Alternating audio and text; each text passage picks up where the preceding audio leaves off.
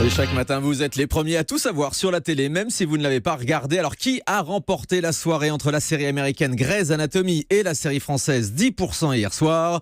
Eh bien, c'est TF1 qui arrive en tête à Grey's Anatomy. 3 900 000 téléspectateurs et 16% d'audience.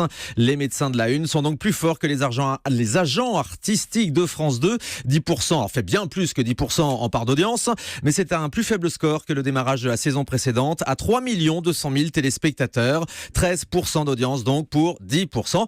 Malgré tout, vous avez adoré sur le télérépondeur.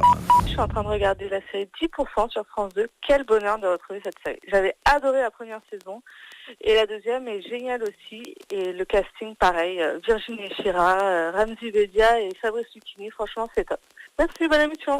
Voilà, 3 200 000 téléspectateurs en moyenne pour les 2 épisodes d'hier soir. On verra ce que ça donne la semaine prochaine.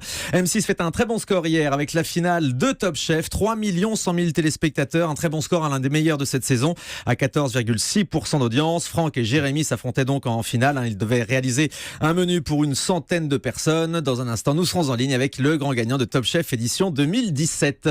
Sur les autres chaînes, Guillaume Janton, vous avez noté quelque chose? Eh bien, une seule chaîne dépasse le million de téléspectateurs. Et surprise, cette chaîne, c'est France 4. 1 130 000 téléspectateurs devant le film Shrek. C'est un très bon score pour France 4, 4% de part d'audience.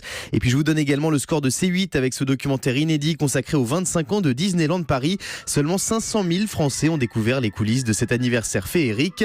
Parmi eux, Gilles sur notre télérépondeur. Je suis devant C8 là et ce soir sur le documentaire sur les 25 ans de Disney. Bah voilà, j'appelais pour dire que je trouve ça vraiment hyper décevant, ça manque vachement d'objectivité, il n'y a aucune critique du système et de la machine Disney, donc c'est vrai que je suis hyper déçu par ce documentaire. Voilà, je vous souhaite une bonne émission. C'est vrai que ce genre de reportage ressemble parfois à des pages de publicité géantes, en l'occurrence hier soir pour Disneyland Paris. On regarde les audiences en access. Eh bien ça monte pour The Wall qui fait toujours les belles heures de TF1 en access. 3 400 000 téléspectateurs pour Christophe de Chavannes, 20% de part d'audience. Du côté de France 2, Nagui a réuni 2 400 000 personnes devant le deuxième numéro de N'oubliez pas les paroles. Et on termine avec les scores des talk shows.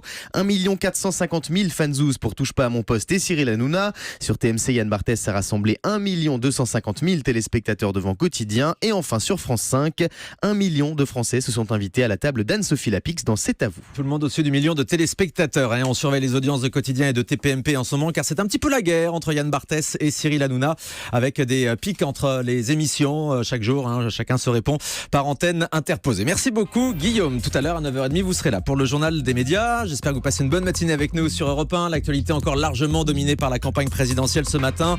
J-3 avant le premier tour. C'est normal, on en parlera donc tout à l'heure avec nos invités avant la grande émission spéciale de France 2 ce soir. Mais il n'y a pas que la politique dans la vie, il y a Top Chef aussi. Dans un instant, j'appelle donc le gagnant de cette édition 2017.